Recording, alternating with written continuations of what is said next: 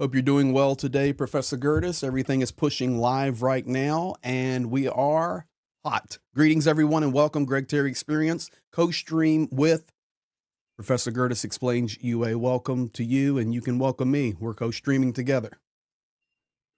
Howdy.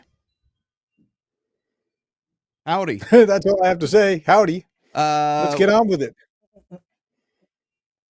Why isn't your stream pushing? That's what I want to know. I see my stream. You do?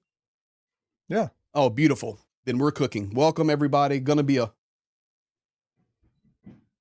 lot of action tonight. Thank you for being here. Thank you for mods, team members, subscribers, all of those. Congratulations to you, Prof, going over 100,000 subscribers. Well deserved. Thank you. And I also have had a big jump here over the last few days. I guess it's just being close to you and all of those sweater vests. I don't know, but yeah, I'm not sure that that's it. I think it's just that people are really concerned about what's going on, and there's a lot to be concerned about. And that's why we're even doing another live right now. We are. We got a lot to cover. We've got a lot to cover, and we're going to jump right in, everybody. Thank you for being here. Thanks to the mods doing all their work. And I want to welcome our new moderator, Pyro Kurt Brubaker. Thank you for helping. Dunk on you, BB, Prof, all your mods, all of the team members. Thank you, guys. We're going to jump straight in, and we're going to stick to the guns here. I had this thumbnail before Prof was able to confirm he was going to be with me. Basically, critical changes and colossal questions. As I was working all morning, Professor, and I was preparing for my afternoon video, I like to release it about 3 in the afternoon, about 10 o'clock in the evening in Ukraine. There was so much out there, and I was literally confusing myself trying to get a thought line. I don't know about you, but I'm hearing so many stories, and I think if I'm having them, all the work I've done in Ukraine, and you're having them, I know the community and the people around the world are having them. Like, what is the real story with all the critical changes and the questions that are in the air right now? Were you in a similar boat? Yeah, my 3 big stories keeps being 10 big stories, and I'm trying to whittle it down, but there are so many directions that we need to cover to adequately understand who's doing what and what's happening where. So, well, let's jump right in. Professor had messaged me this morning. He says, Greg, can you do a frontline update for me and give me the update for my community on what's happening? And I messaged him back immediately, pretty much immediately. And I said, Prof, I can't. When I give updates on the front lines, I want it to always be absolutely accurate. And even inside Ukraine right now, sir.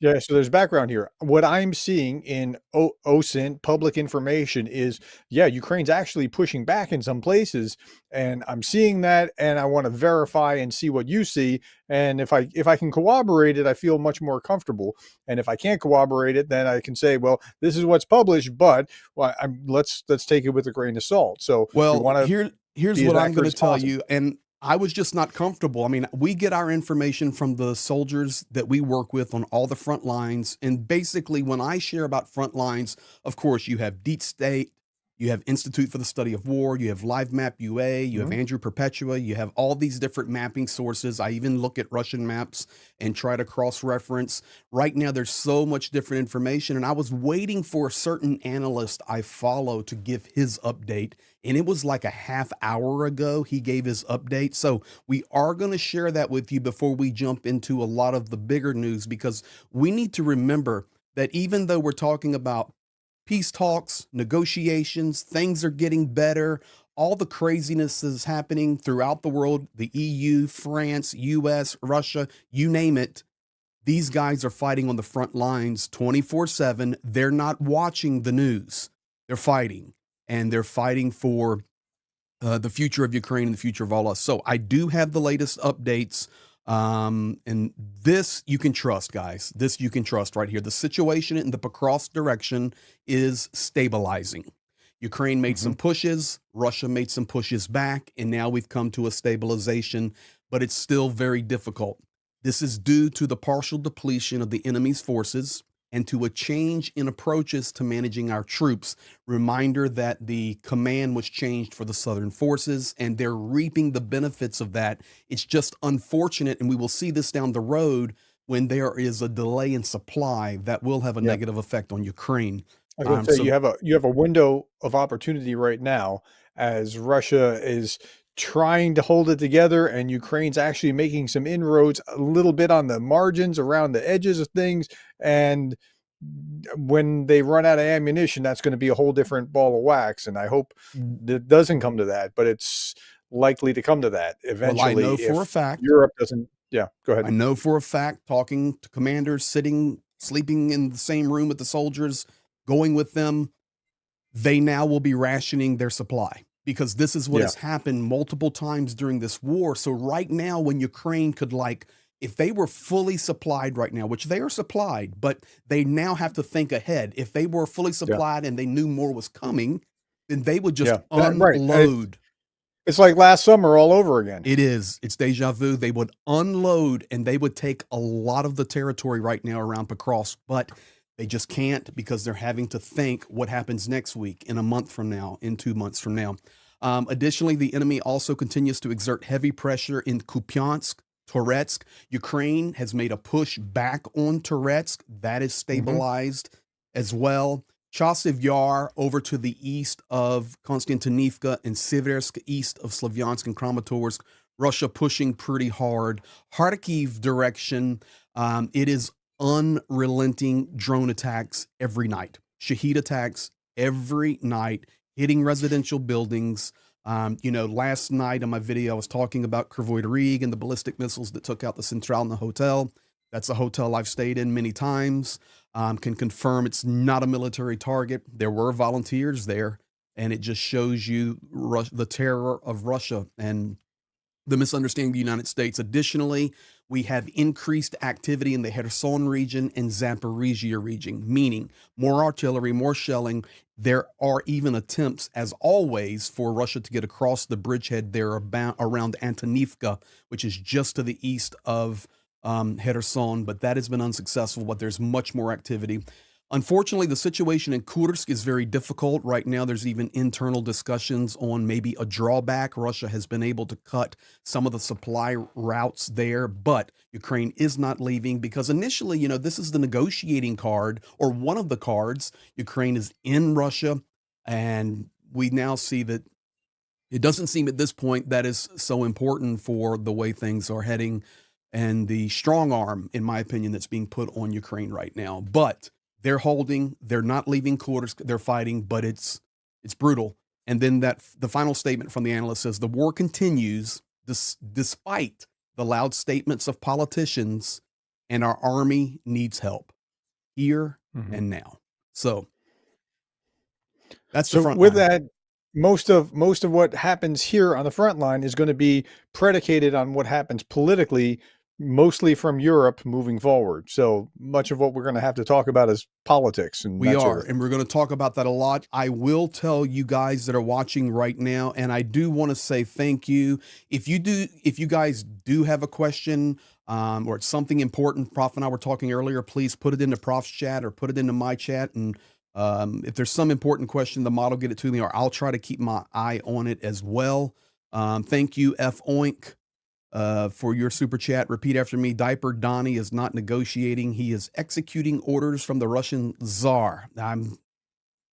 I'm tending to agree with you, dear sir, and we're going to talk about some of that in just a little bit. Jermaine Sikoti, welcome to crew member. Thank you for joining the Hope Train. Johnny Nedregard, my Norwegian island dweller there for 22 kroners. Linda S., Australia, gifting 10 memberships. Petra Olson, Swedish non-smoking initiative with love to Ukraine. And Peklo, 5 quid. Thank you, sticker. Keep it up. We will keep it up. And thank you. Now, guys, I try to also warn you when I'm doing the lives right now, Ukraine watching very heavily. And this is the last thing we'll talk technically about the war. Then we're going to get into the political side of it. Preparations. This is coming from the same analyst in multiple sources tonight for Ukraine. Threat of combat sorties of Russian strategic aircraft. That's the Tupolev 22s, 95s, 160s. We are monitoring closely. Actions were recorded on the Proverb movements and vectors for launch of the aircraft, indicating possible preparations for a missile strike. In addition, the enemy deployed 3 missile carriers to the Black Sea with a total salvo of up to 16 caliber class missiles. And this is at a time when, according to experts, we are experiencing a significant shortage of air defense systems and missiles for them. So stay alert. That's the message coming to the Ukrainians tonight. And they know when these airplanes do these certain movements, because they were loaded about 48 hours ago.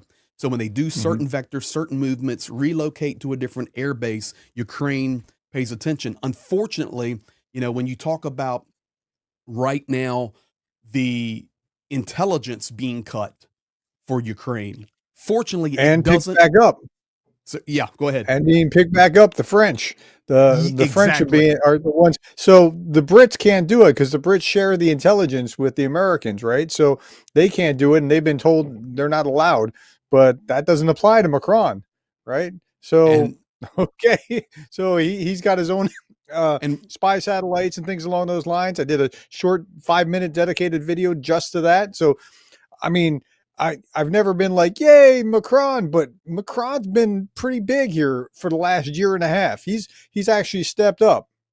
we're going to really, towards the end of the stream, we're going to talk about that. And I'm going to ask you a couple of direct questions and just get your answer on it, because that's why we're live streaming tonight. There's so many mixed messages. Yeah, and we just got to talk about these things. We've just got to talk about it. So let's start by tonight, guys. Typically, we'll know about 2 a.m. Eastern Standard Time if these will be combat sorties. So right now it's 2 a.m. Ukraine time. My apologies. 7 We know what you mean. p.m. Yeah, 7 p.m. Eastern Standard Time. About 2 a.m. Ukraine time is when we know, typically in Ukraine, they'll say, okay, these are actual combat sorties. And then what happens, the messages start coming to the Ukrainian people, and it will say things like this. Imagine living under this.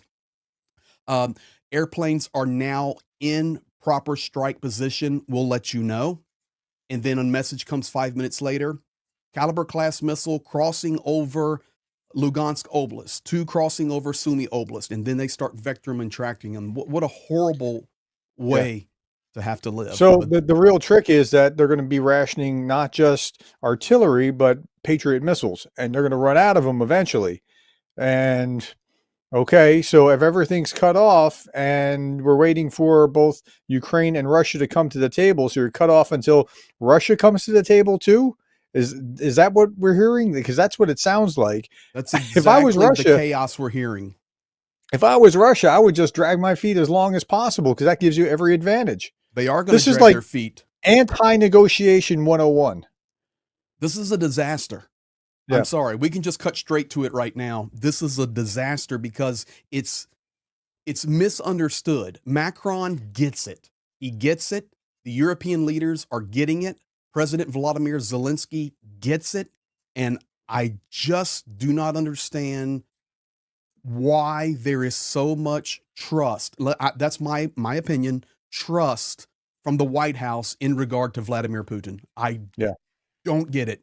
In fact, this is a good time for me to play this before we do this. You explain the change here then, right here. Everybody watch this.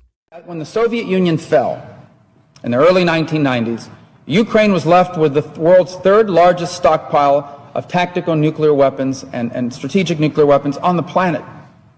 But they signed this agreement with the United States, the United Kingdom, and Russia that basically said, if you give up your nuclear weapons, we, these 3 countries that signed to this, will provide for your defense and assure you of your defense. And so Ukraine did that. They gave up these weapons. Well, now, this was signed in 1994, 20 years later, one of the 3 countries that signed that agreement hasn't just not provided for their defense, they actually invaded them. And I want to make a point on this for a second. Think about if you're one of these other countries around the world right now that feels threatened by your neighbors. And the United States and the rest of the world are going to you and saying, listen, don't develop nuclear weapons. Don't develop nuclear weapons, South Korea. Don't develop nuclear weapons, Japan. Don't develop nuclear weapons, Saudi Arabia.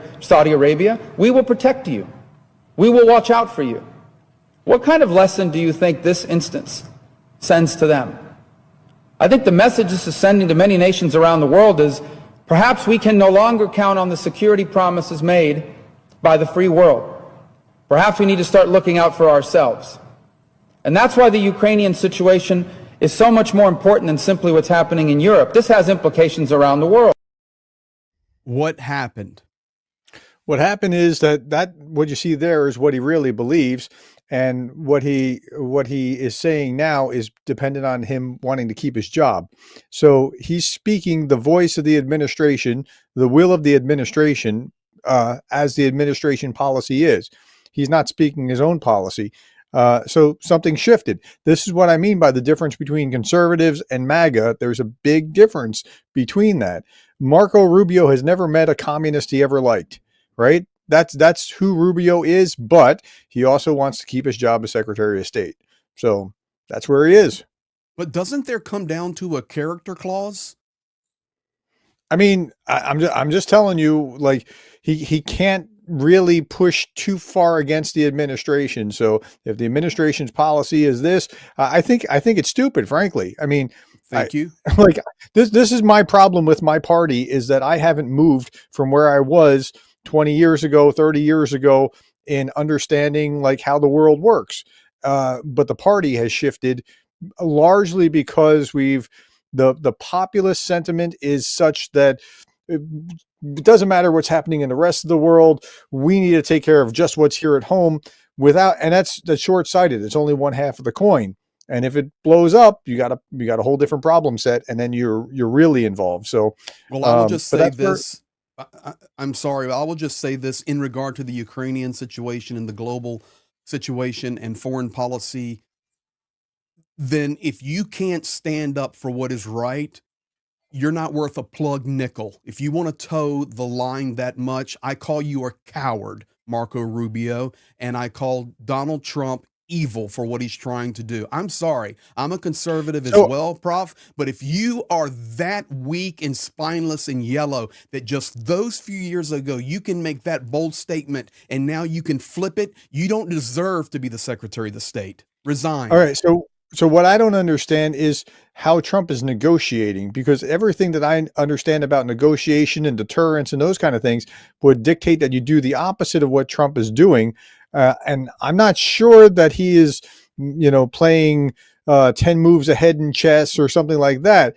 Could be, but I don't see it. I mean, I'll eat my words later if he does, and I hope I'm wrong, but I just don't understand how you would make all these concessions rather than show, like, hey, like if he was doing to Putin what he's doing to Ukraine, even if at the same time, like, like, like if he's turning the screws on Ukraine and simultaneously turning the screws on Putin, I could kind of understand that. But it seems like he's only turning the screws one direction.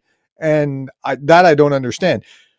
I hope that I'm wrong, but I don't see it at this point.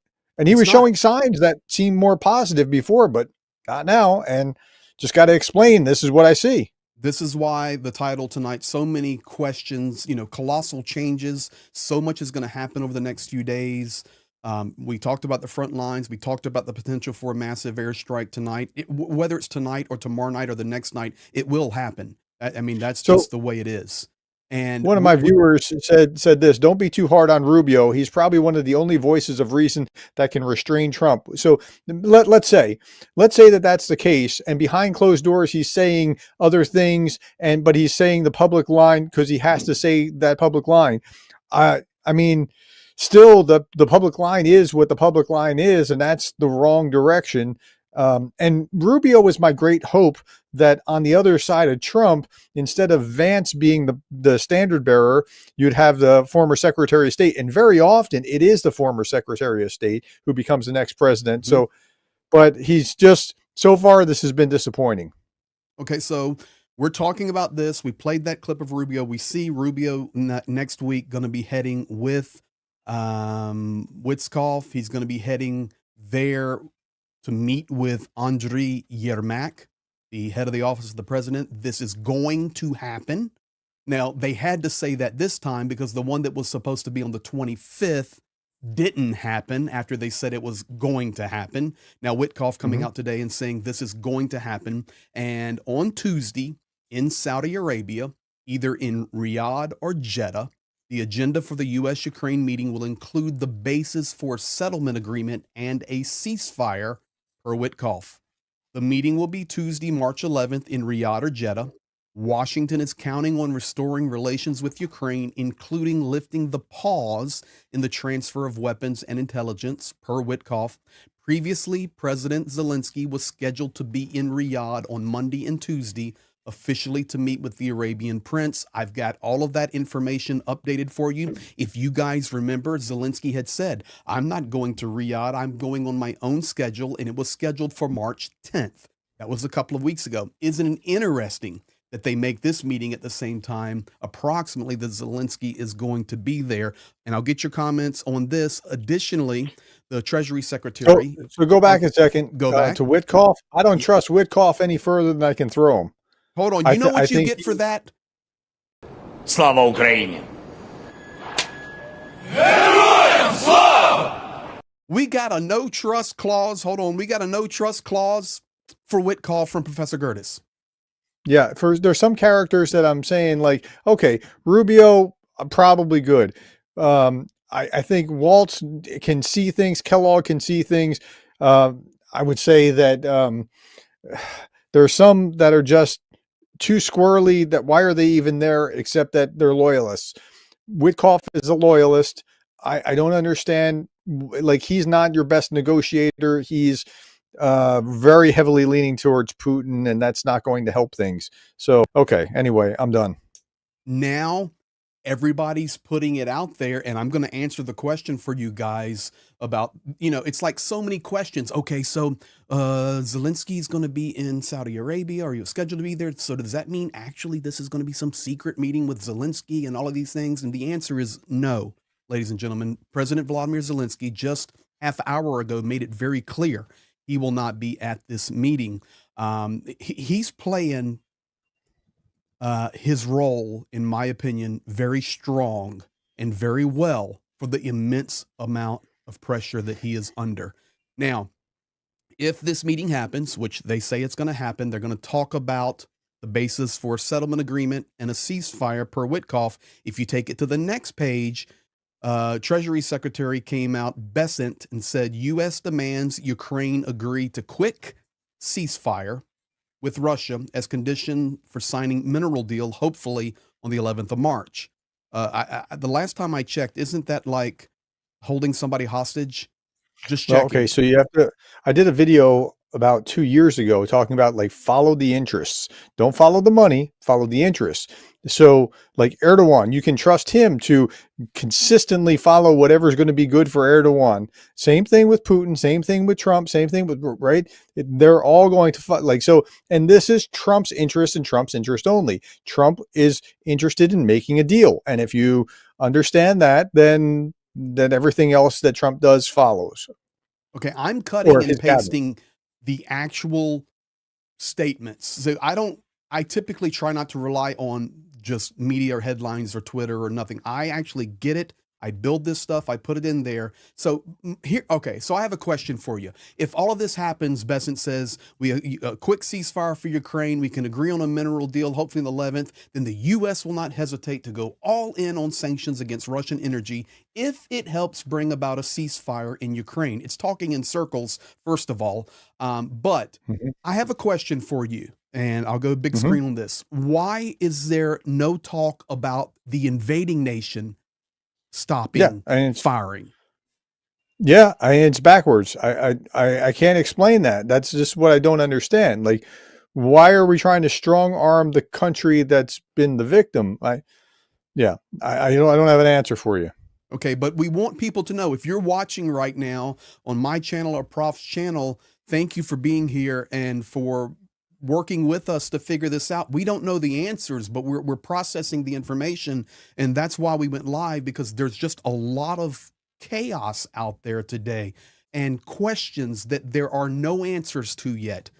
But you just hang on. We're going to take you down a pathway in a minute that is really chaotic. Day 236 was my follow the interest video. How about that? It was pretty clear some time ago. So I just linked that in mine. I don't know that will make. I've been pinned it in mine. If anybody wants to watch it, I'm pretty sure it'll still hold up to time, because this is just, I'll tell you what, this is the way the world works. I see it in my chat right here. Thank goodness Europe is stepping up. Somebody put in here really easy to air visual limited. Easy to explain, Greg, because it's a false deal. I would tend to agree with that completely, Air Visual. There is no deal. Let's just be honest. Yeah, no, it's not like he has a deal worked out and he's going to say, yeah, this is do this, you do that. He's going to try to work to something, and then he'll whatever happens, he'll claim victory on the other side and say, see, we made a deal. Whether Putin violates it or not, I think that's where we will be. Matt at Max is always active in my Discord. Great person. There are 20 or 30 YouTube channels analyzing this, and nobody has a clear clue. And if they do say they have a clue, they're lying. Don't listen to them. That's exactly what I was Run away from that channel. If they say they know the answer, well, I don't want to say unsubscribe. Just maybe choose to listen to different people, because honestly, nobody knows right now. That's why I couldn't even give a Frontline update today until that analyst came out that I trust completely. So the question is, then, big question about everybody's mind. So is this like a setup? And is Zelensky going to go? He's already going to be there. Is he going to ease over to the meeting? The answer to that, as of today and right now, is no. Zelensky saying next week, and this is directly from him about 1 hour ago. His words, his writing. Next week on Monday, I am scheduled to visit the Saudi Arabia to meet with the Crown Prince, Zelensky. My team will remain in Saudi Arabia to work with the American partners. Ukraine is most interested in peace.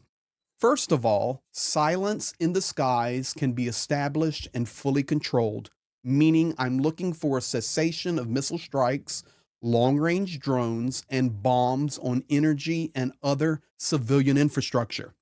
Also, silence at sea. That is the cessation of all military operations in the Black Sea, which will ensure calm and safe navigation. Earlier, he was also speaking about a full prisoner exchange, 100%. Just some talking points to get some talking points out there. He then said the war must be stopped as soon as possible, and Ukraine is ready to work 24/7 with partners in America and Europe for peace. Directly from Zelensky. This is full on brilliant. Absolutely brilliant. Yeah. So what are the odds that Putin would agree to silence in the skies, established and fully controlled, and no long-range strikes on either side's infrastructure?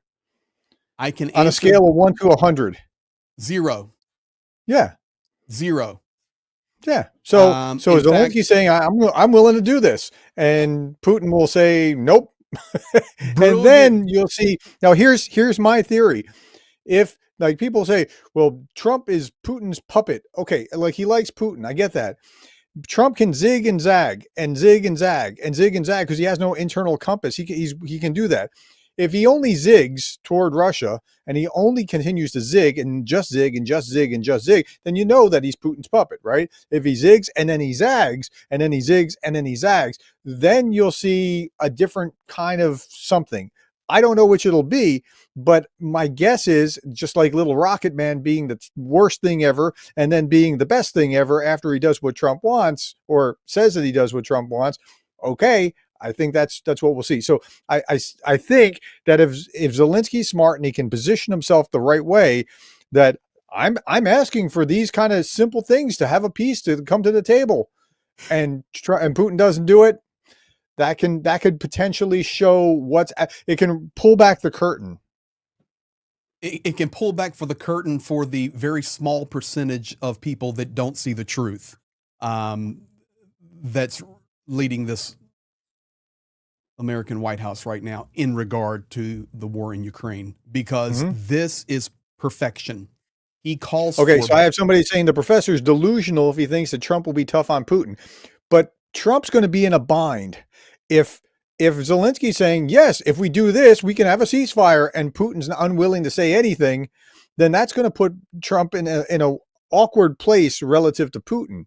Now, he could just, I guess, lean in more on Zelensky and say, well, no, we have to have an unconditional whatever ceasefire, no agreements. We just have ceasefire, and then but then I don't know that he would even honor that. Like, do you think that Putin's going to even honor just a secession so you can just have a ceasefire so Trump can win?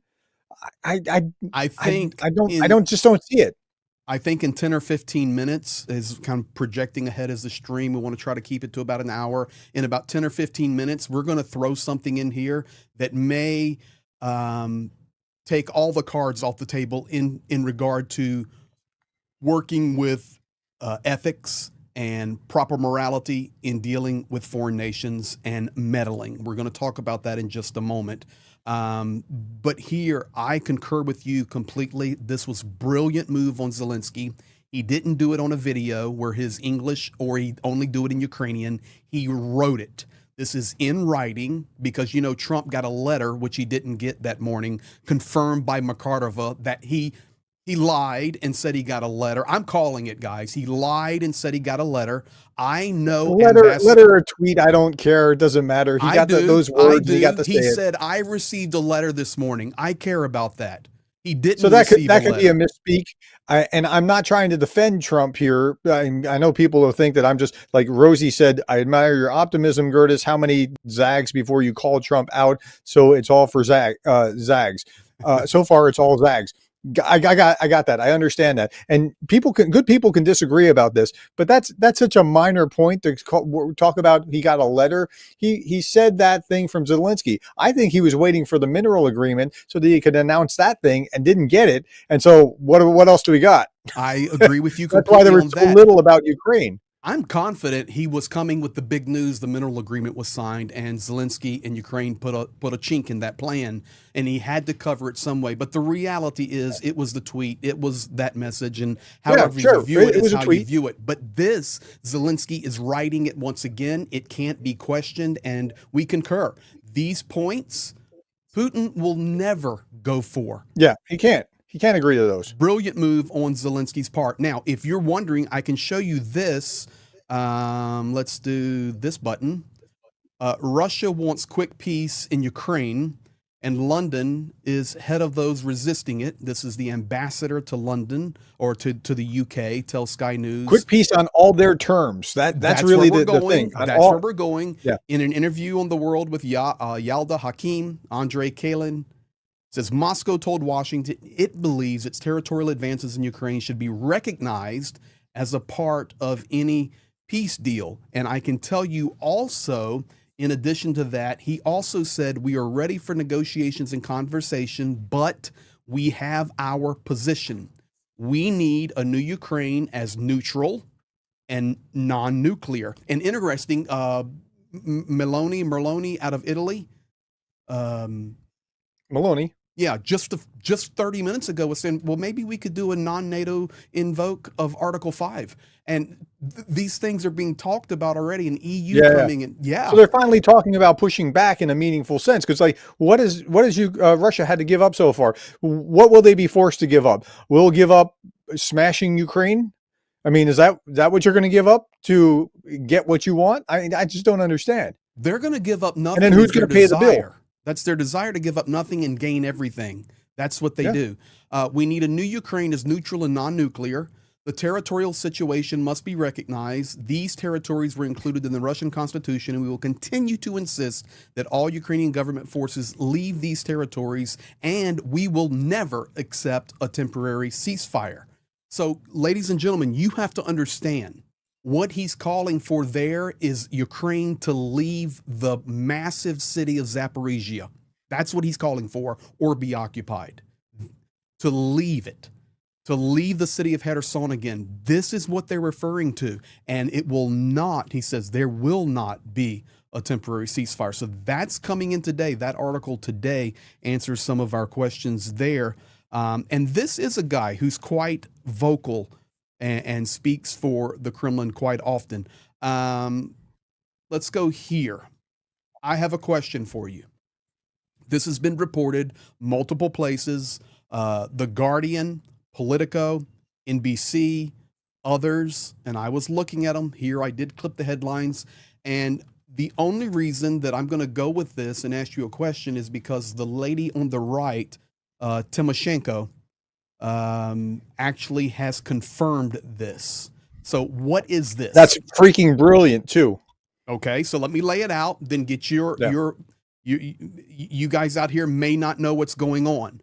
So Members of the Trump team have had talks. I'll just leave it at that. I'm going to try to make this as open as possible so I'm not speaking wrong. Have had talks with opposition leaders of Zelensky, including Peter Poroshenko, who is the former president of Ukraine, the Chocolate King.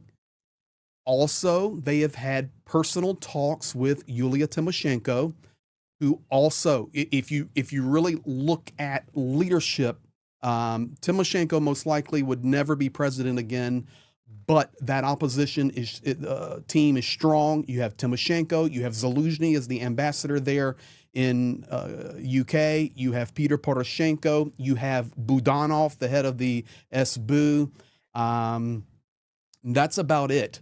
But Guardian and Politico reporting that the Trump teams have been holding secret talks with Zelensky's opponents, trying to ramp up pressure on Zelensky to step aside and to have an election. Now, I was just going to show that, and as I was preparing, like 30 minutes before the stream started, Tymoshenko, the lady on the right, put out a statement.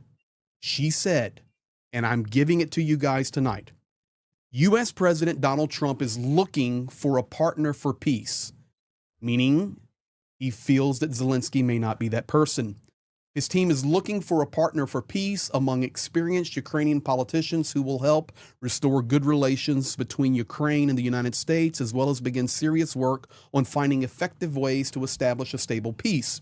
Trump aides have already held secret talks with members of the party of Peter Poroshenko. The U.S. president's team has also been in contact with Ukrainian opposition leader Yulia Tymoshenko. She confirmed 100%. She confirmed 100% that her team is conducting negotiations with all our allies, but categorically rejected the idea of holding elections during martial law. Now, I have a question for you, and I'm just going to let you roll. You're much more an expert on this than me. Isn't this meddling in the elections or foreign affairs of another sovereign nation the same thing that Americans scream about if we think Russia or China is meddling in our political business? Is this meddling? Is this illegal? For sure, to me, it's terrible. Well, they're trying to do an end run around.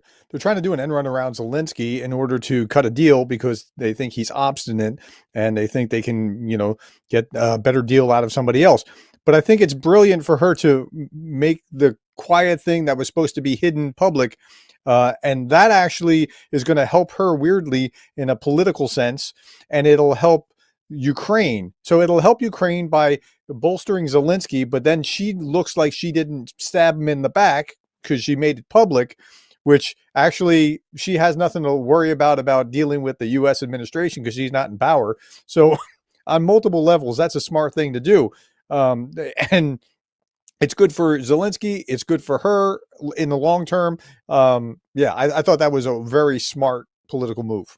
Well, let me tell you this in regard to just opinion from Ukrainians. Working with Ukrainians, I just returned. Of course, I'll be going back for our next work there, and that'll be scheduled. And you guys know that's what we do, back and forth nonstop.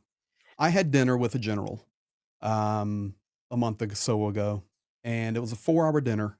It was a great time, and he is in Peter Poroshenko's party. He was high ranking in Poroshenko's party, and during the Trump first administration, this general met with Donald Trump at the White House for early meetings there as a part of the Ukrainian team and delegation. This guy is in the know. And I asked him specifically about inside Ukraine. You, sir, as a general fighting for Ukraine, Zelensky is your commander in chief. What about elections? Will he step down? What about martial law? All of these things. I asked him point blank, and the man could have picked his phone up and called Peter Poroshenko or even Zelensky probably, but for sure Poroshenko. He looked at me and he says, Greg, we are in a war and the world does not understand. You are getting it, but please share this message. We may disagree politically inside our nation. We may argue politically inside our nation. Sometimes we do reprehensible things in our Rada, and there have been fist fights, and Goncharenko will say something crazy, and then some other party member will say something crazy, but when it comes down to this war, make no mistake about it, Volodymyr Zelensky is our commander-in-chief and our president. There will be no elections. This martial law is legal. We support him. If we had a presidential change during this era of the war, you can kiss Ukraine goodbye. We stand together. And this is exactly what Tymoshenko did by coming out and saying, 100%, they're calling me behind the scenes. They're standing together. I've heard a number of people say some variant of this. I didn't vote for Zelensky. I won't vote for him afterwards, but right now he's my president and I'll defend him. That is the story. So I've heard that from many Ukrainians that have said something similar to that. So, okay. It's a fact. It's a fact. And it's not just generals and military people I've met with, but I meet with a lot of friends. Some of you guys that have been following my streams a long time, you know Pavel Ivanovich, the 93, soon to be 94-year-old veteran of Stalin's army. He built the metro in Kyiv. He comes on a live with me and he tells what's going on in the war and his perspective as being a former in the Soviet Union Red Army with Stalin, and he's just ripping it, telling the truth. He looks right at me and goes, Greg, I don't like Zelensky. I'm a Poroshenko guy, but Zelensky's my president, and we're fighting for Ukraine. Slava Ukraina! And that's what the old man does, because they rallying around their president. And Zelensky, in that White House debacle, rallied the Ukrainians even to another level. So it was an unintended side effect. It was accidentally made. Like if you were saying Zelensky's at 4%, guess what? He's not at 4% anymore. That's correct. And he wasn't at 4% then, but he only made them want Zelensky even more. They did. And okay, I really have a problem with the Trump administration talking behind Zelensky's back and then think you can negotiate with him equitably and in good faith. How does that work? Explain that to me. I don't get it.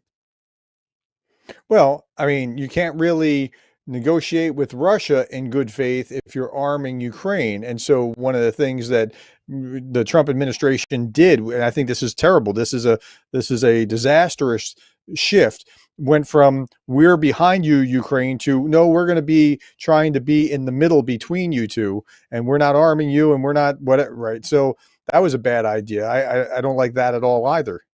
Why should Zelensky even trust Donald Trump? Has no choice. Right? What I mean, he has to try to work with them some way, because like you don't have to like somebody in order to work with them.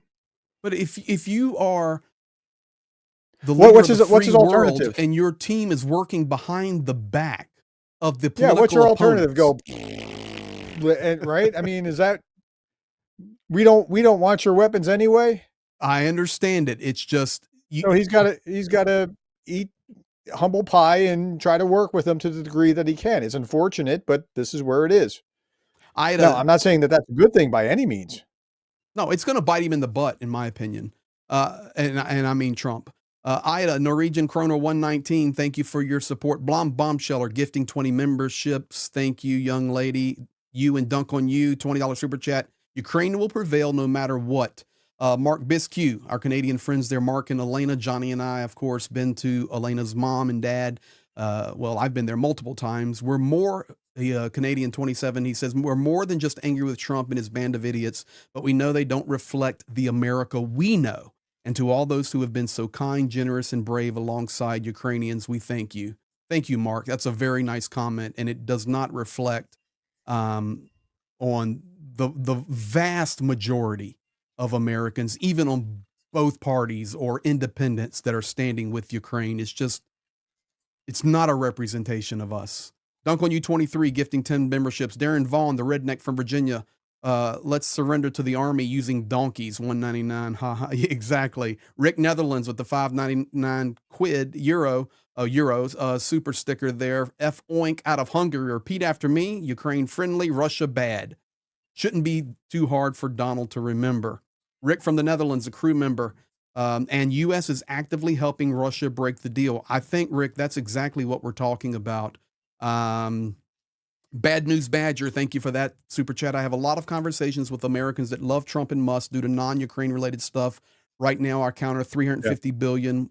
With that is less than $2 a day per taxpayer. What else can be done? Exactly. And speaking of that, it looks like the relationship with Musk and Trump starting to have some cracks. Yeah, that's an important point. I'd say two things here. Go for it. One, there are a lot of Republicans that appreciate other things that Trump is doing to shake up the system within the U.S., whether you think that's a good thing or not. That has nothing to do with a stance on Ukraine. And so you can't like look at it monolithically and say, oh, you're for all of this. You just hate Ukraine. No. Just understand that different people have different motivations, and foreign policy tends to be very low on the totem pole. Second thing is the cracks between Trump and Musk. If that cracks, Tesla stock went from 375 or so to 250 recently. So before that cracks, it's time to buy some Tesla stock. So that's true. I'm just saying, I'm looking at it because the fundamentals of Tesla hasn't gone down. It's just people just don't like what Musk is doing. So I'm just saying. I know, but it's unfortunate that this is the world in which we're living. It goes to a whole completely different topic where I don't even think an owner of a company should be sitting in cabinet meetings and assisting with policy decisions or even heading up departments. I mean, today he was snipped. He's not able to fire anybody anymore. Well, that's good news. Ministry for the Recovery of Stolen Toilets, Australian $2. Good day. And can we all agree Trump's a baby and spiteful? I think I'd agree with that. I'm not sure about Prof, but hold on. Somebody just asked me something. Hey, do you mean that Zelensky should sign Trump's contract even when it's bad? No, I'm saying he has to smile and try to get along as well as he possibly can for the good of his country. Look, Zelensky's a stud, man. He said the other day, who's asked, would you resign? He said, for NATO membership, I would resign. That's hardcore, right? I mean, that's good leadership. So that's a sacrificial leader.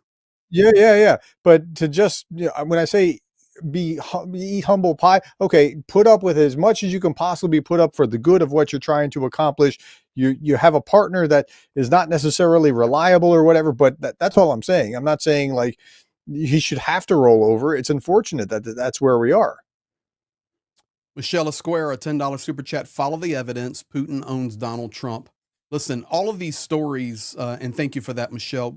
There's going to be so much coming out, and I'm not a conspiracy theorist at all. I hate conspiracy theories, but the reality is, there's just a whole lot at play here globally that we do not understand, because there's no way that you can look at an invading nation that is wiping a nation off the planet and not hold them at fault. It's not possible. Sorry. And sanctions are not holding at fault. So a big piece of the puzzle does seem to be missing, doesn't it? It does.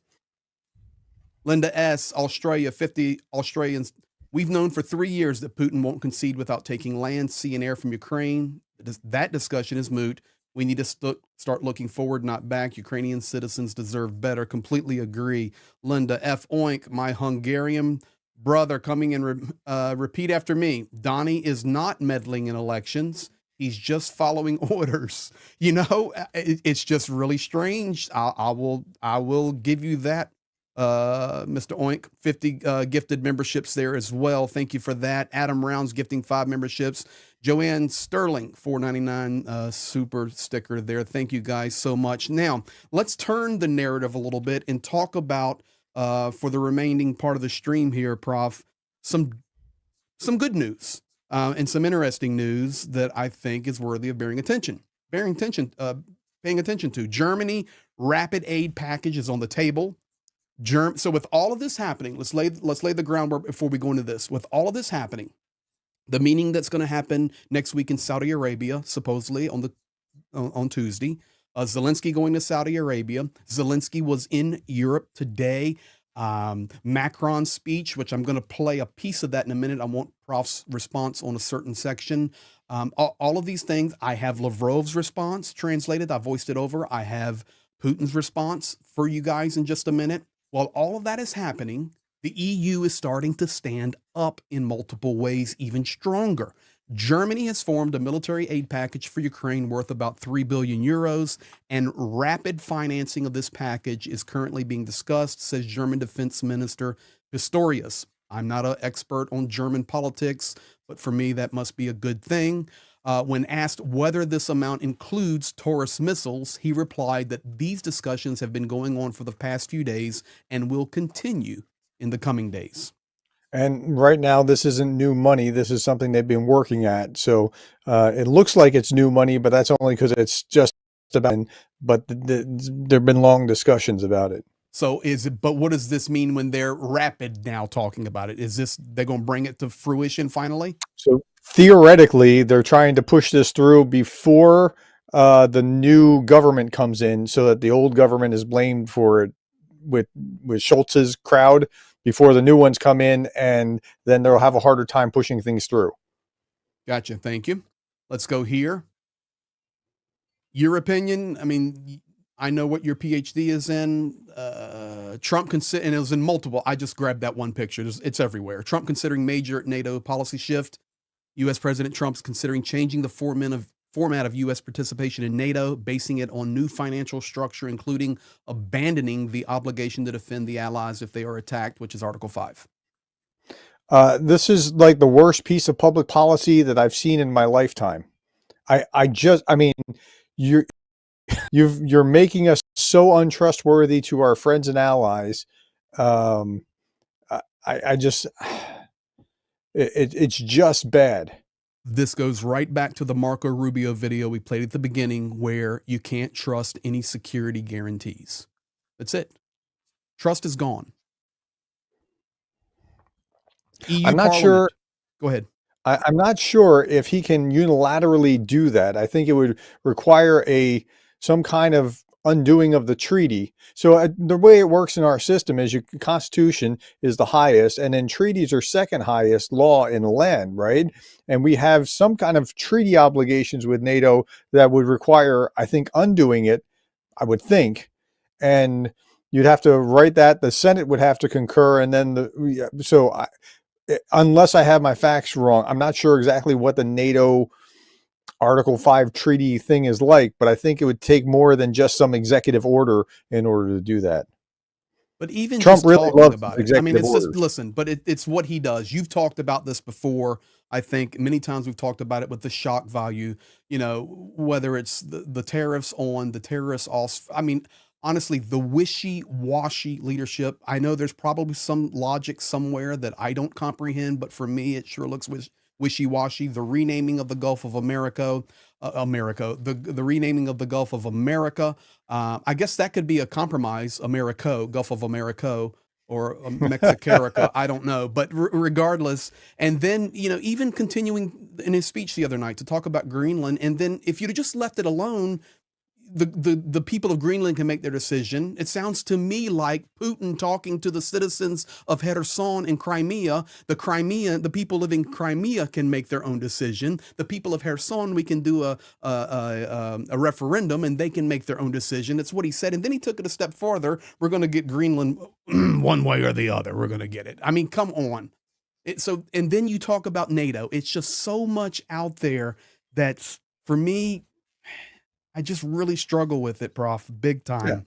Big time. There's a temperamental issue here as well as the policy issue. And that's something that I find throughout MAGA, the temperamental. It's very similar to, on the left, the deplatforming progressive side of things. And I think both of those are wrong. I'm not saying it's the same stuff, but there's this vitriolic kind of, it's got to be my way or the highway. No, sit down and work things out like adults. Correct. Put your big boy pants on. Good question here. I can answer this for you, Angie. Is it true Ukrainians on visas are being kicked out of the United States? The answer to that right now is that is what was being talked about in certain situations. It was also denied by the press secretary. Well, it was, but also Donald Trump, just before I went on the stream, made a statement sitting at his desk saying, we're now having some good conversations with Ukraine. I will be reviewing the Ukrainians that are in the United States. I think that discussion is to put extra pressure. That's my read. I could be wrong, but that's my read. Fair enough. Let's go here now. Let's talk about EU Parliament, President of the European Parliament, Roberta Metsola.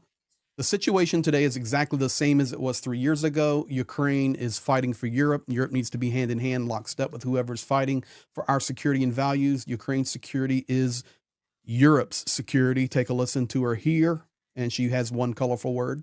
I'll be a little bit more blunt than usual today, and our message on this day of a special European Council on Defence is that it is about damn time. This is something that we have been asking for a long time, that the European Union, that Europe is capable of standing up on its own 2 feet. That's why we've been saying we need to scale up, we need to be prepared, we need to produce, and we need to protect. That is essentially what our citizens are asking from us.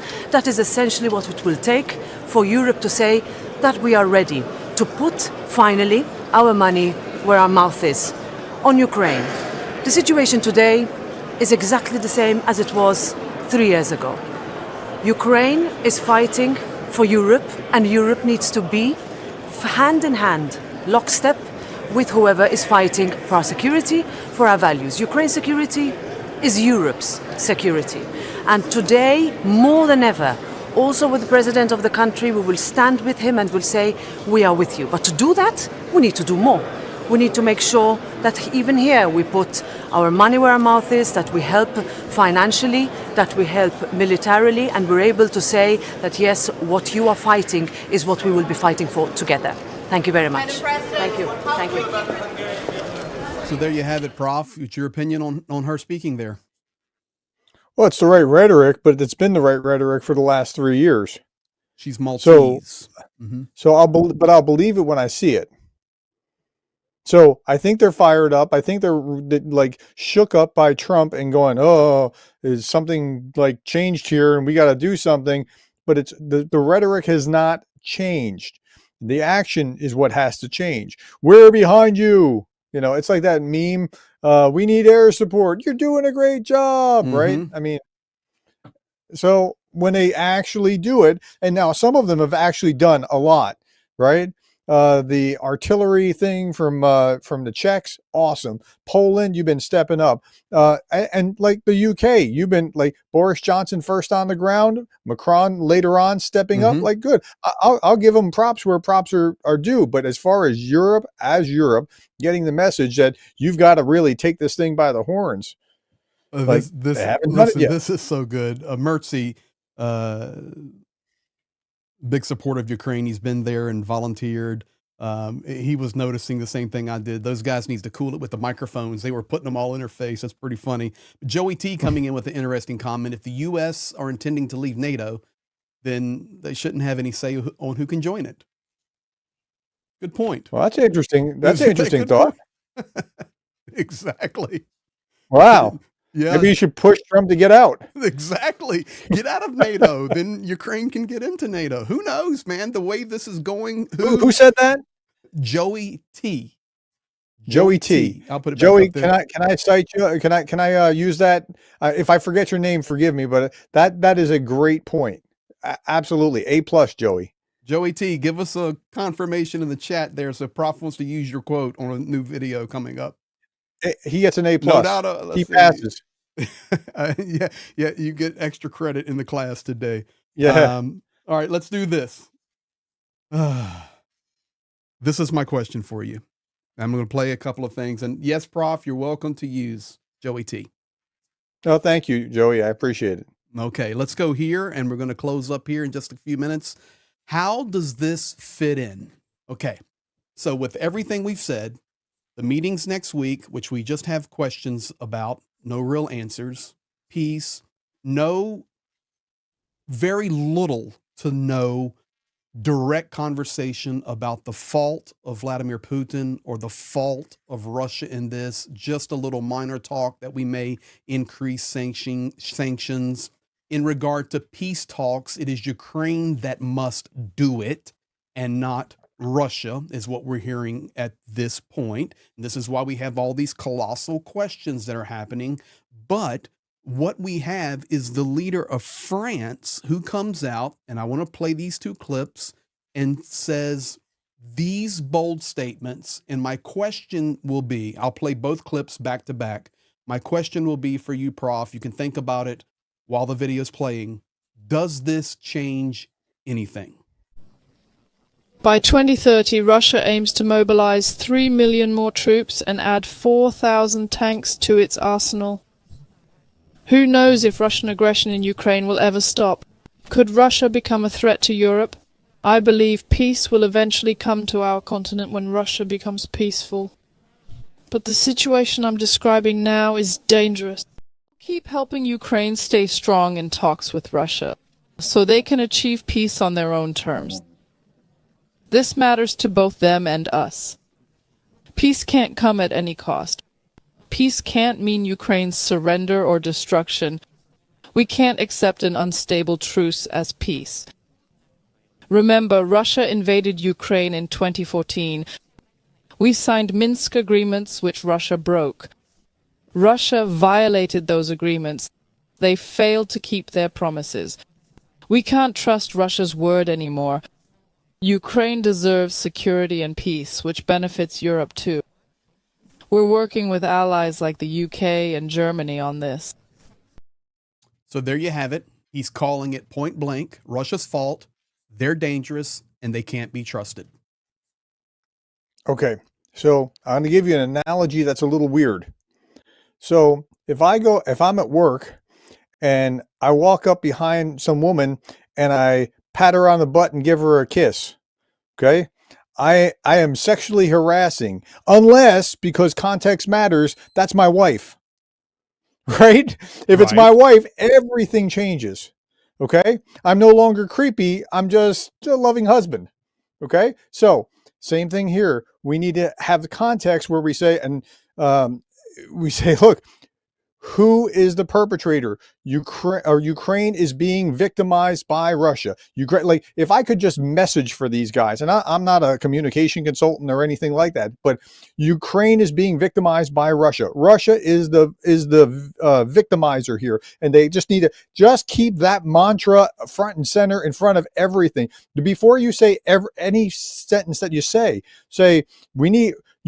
Russia is the perpetrator. We need a just peace because Russia keeps violating the sanctity of Ukraine, and Russia has just killed X number of people last night, and Russia, and like, just keep pounding that freaking message because that's the reality here. And we're like letting it be like, well, we need peace and Russia needs to stop and Ukraine needs to stop. No, you need to keep saying that. So, okay. So you're happy with what Macron did? I mean, I think everybody ought to do that. I mean, everyone ought to. I agree with you. I just think it needs to come from everywhere, just like you're saying, and that should be all quarters. The only talking. Look at how the party out of power after a presidential speech, this happened last night or 2 nights ago as well, is on message. In politics, you call this being on message. We're saying the same thing. Like, they all have the same script. It's fascinating to watch, right? They all got kind of the talking points and they say little variants of that. That's what all of Europe needs to be saying right now as they push back and say, Russia has to stop their aggression against Ukraine. So if we're going to talk about a ceasefire, blah, blah, blah. Ian Leal, thank you for the question here regarding Minsk. Both the U.S. and U.K. broke their agreement as well. How do they deal with this? Obviously, very poorly. I can tell you how Ukrainians think about it. We see what the U.K. is doing. We see what Starmer's doing. We see what Boris Johnson did. We see what the United States is doing. That's all I can answer. But I can tell you right now, from the Ukrainian perspective, they do not trust the United States or the UK as far as they can throw them, period. Yeah, we're giving them a reason. Yeah. So that's the end result of it. There's no trust. It's the same thing Rubio said when he was sane, before he now has towed the party, the MAGA line, when he was calling it the way it is. Nobody, there's no security guarantees. It's broken. And anyway, so now in regard, and we're closing out here with this, Lavrov responds to Macron. Lavrov responds to Macron. Here it is. We see no places for compromise in this. This discussion that was had was being conducted to be openly hostile, and that was the purpose of it. You see, they're not hiding why they're doing it. And in particular, Macron, and he's backed by Starmer, they're going to take Zelensky to Washington. But Macron and Starmer believe that it's necessary to suspend hostilities for a month, at least in the air and the sea, and regard to strikes on energy facilities. And during that month, they're going to deploy troops there in parallel while peace is negotiated in terms. But listen, if you put troops into a territory, you probably don't want to negotiate any conditions because you are creating different facts on the ground.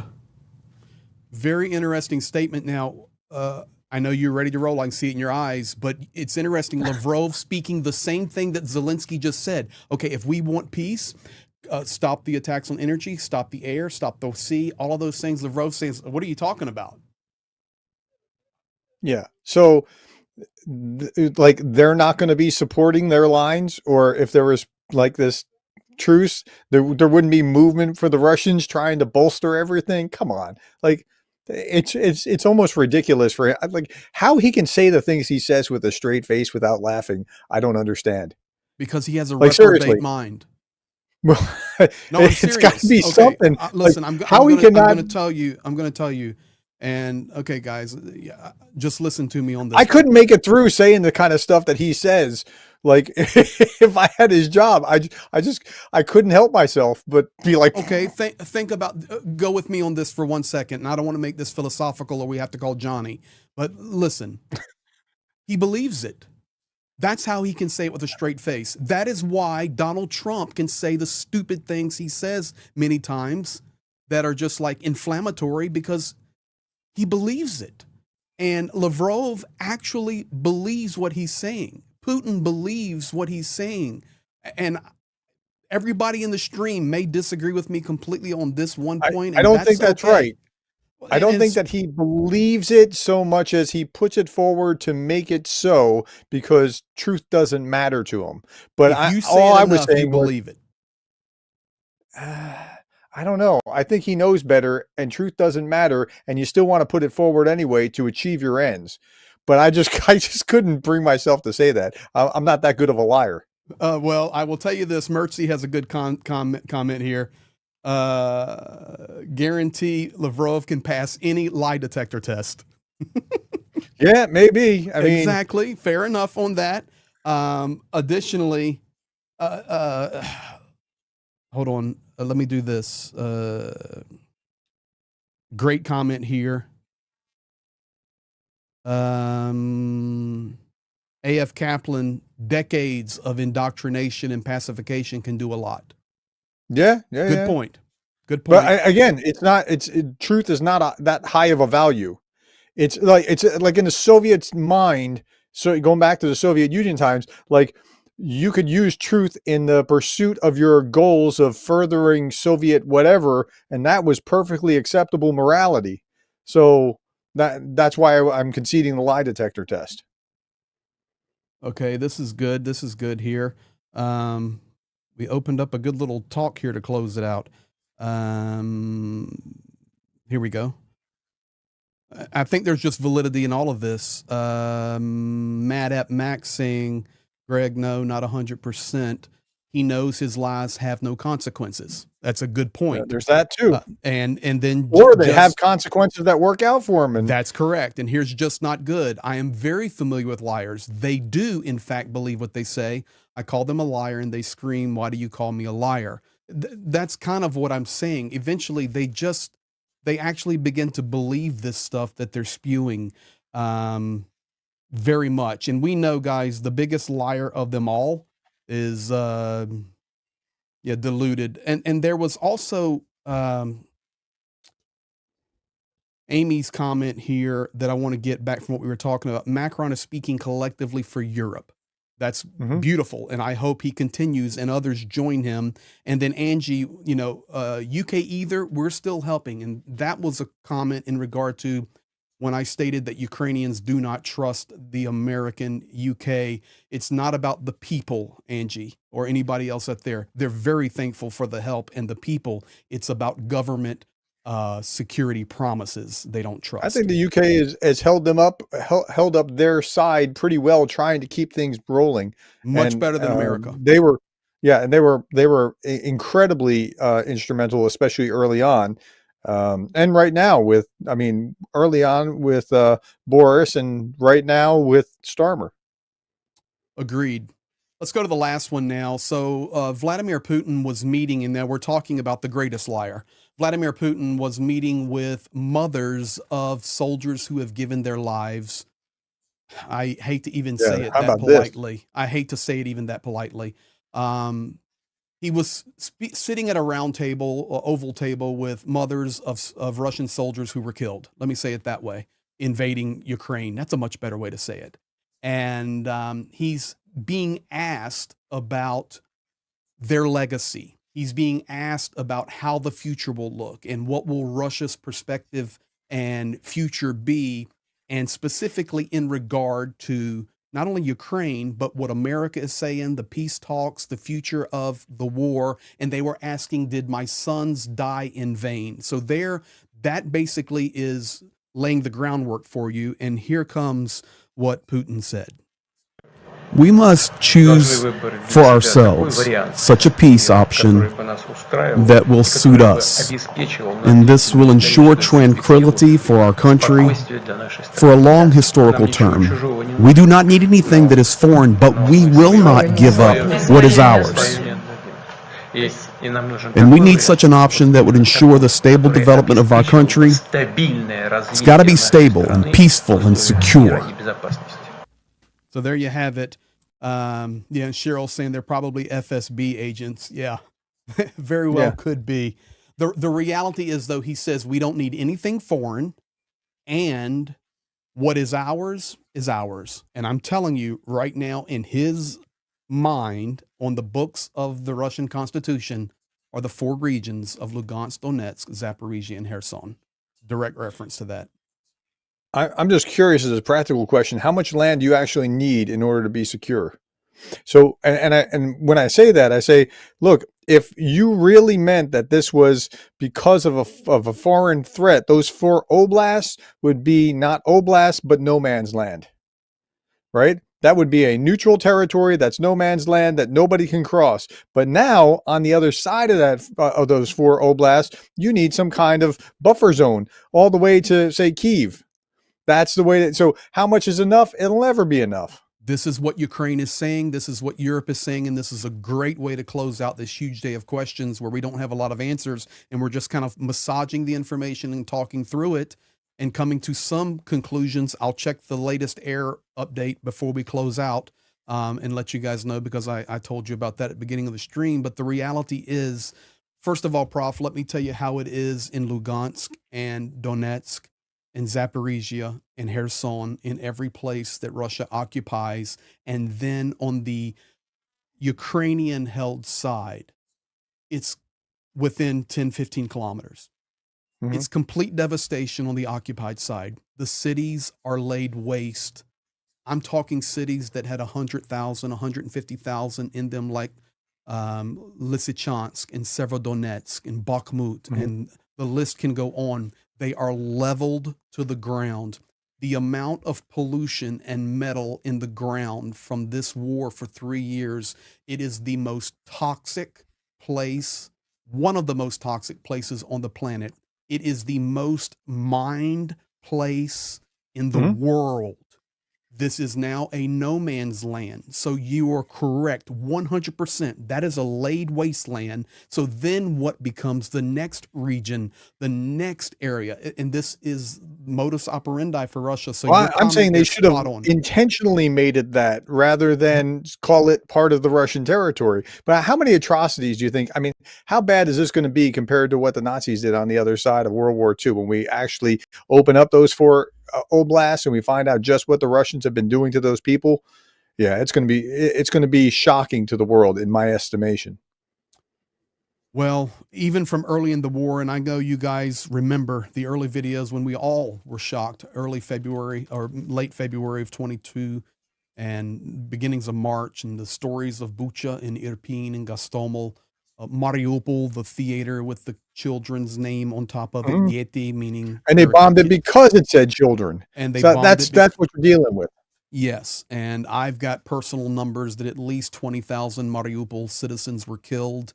Their early stages of the war, and the people that have told me that, I trust them explicitly.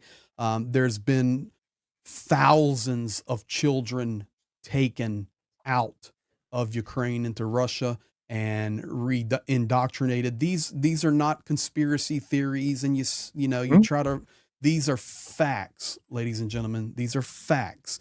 And even with all of that said, how on earth is it possible for a sane human being that has any empathy at all not give any blame or onus to the invading nation? When we can answer that, we can get this thing ended in a secure and just peace for Ukraine. But until we can get the blinders pulled off of those in leadership to recognize that there is such an evil atrocity happening in Ukraine, until that is recognized, I think we're going to continue in this cycle of chaos and madness. That's my 2 Yep. cents. Yep. Well, thank you. I can tell you guys right now, 30 Shaheeds are in the air. They're in Chernigiv and Sumy, heading towards Kyiv. They're over Kharkiv. They're over Poltava. They're over the Donetsk Oblast, and they're all coming out of the Belgorod region and the Kursk region. And this is typically what happens. So we'll watch. It's early yet for those Shaheeds. So it's very possible, you know, just keep your eyes on your news. So it's +7 from East Coast time, right? So it'd be midnight, +7. just So after about midnight. 7 p.m., 8 p.m. is when you start to hear if the planes are in the air. And at No, that no. What I'm point, saying, it's +7 hours. So it's 5 now. +7 is going to put it at 12 midnight in Ukraine, right? yes, correct. Okay. It's midnight. The Shaheeds are flying, and typically about 2 a.m. So in about 2 hours from now is when we start first getting the update reports if the Tupolovs are in the air, if the MiG-31s are in the air. And the reason they're important to listen to, and it's not really the Sukhoi jets, but is because they are capable of carrying the Kinjals and the daggers. And those are the hypersonic missiles that the Patriots can stop, not every time. And I'm just here to tell you guys what the reality is, and I need to give some final thanks here, and you probably do as well. But when Zhenya and you need to understand something about a ballistic missile attack. You do not hear the missile. So I just want everybody that's watching right now to think about that. You do not hear the missile. It is so fast that all you hear and feel is the explosion. It's the same thing with a glide bomb. You do not hear the glide bomb coming in. I was 2 streets over from a glide bomb exploding, and it rocked our world in the Sumy Oblast. You guys that follow me, you know that Zhenya and I were caught in the Odessa strike with ballistics, and we were trapped right there trying to get out, and they kept coming. You cannot hear them. There is no, that's artillery. That's incoming artillery going at a speed where you hear it with the whistle and then the explosion. A ballistic, it's like you and I are just speaking, Prof, and then boom, complete explosion. And that's what happened in Krvoy Rih last night. Unfortunately, that death toll now at 4 and 32 wounded there in the Central Hotel. And once again, you know, silence from the world. Silence. Yeah, man and a wife just walking down the street, going to the grocery store. Yep. He's dead. She had a leg amputated. And this is everyday reality in Ukraine. And Russia needs to be held accountable for that. And that's the way that every European ally ought to be talking about this. Just talking about that. Okay, so with that in mind, let's talk about a ceasefire. Exactly. But not just when we need a ceasefire. Exactly. F-Oink, thank you there, and with your chat there, super chat there. Who needs enemies with Trump on their side? And the additional one saying thank you, mods. Once again, thank you to all of our moderators on my channel, on Professor Gertis's channel. Thank you to Dunk on You, Blonde Bombsheller. We have a new moderator also. Mr. Pyro, thank you so much. Appreciate all of you guys, all the mods on Prof's channel. This has been wonderful, because honestly, I didn't even know this was what I was going to do. In fact, there's a message coming in for you right now on my channel, Prof. Spot on, Prof. Accountability. Captain T Obvious. Nice stream, boys. Thank you for that. We'll leave it with that one. Thank you, guys. Good way to end. Let's just shut up before anything else goes wrong. It is. You guys have a great night, and we'll see you later. I will roll the outro. So if you're here on Professor Gertis's channel, I usually have an intro and outro. I will roll it at 60 seconds so you can, all guys can say bye to each other in the chat. Be blessed and have a good night, and stay tuned. Make sure your notifications on. Subscribe to Professor Gertis's channel, or if you're on Gertis's, subscribe to my channel. We partner together, work together for faith, freedom, future, fearlessness. I'm looking for one more F, but that's usually I don't a bad know, word. but that's a lot of Fs. alliteration. Have fun. Catch you guys later. Bye. Слава Україні!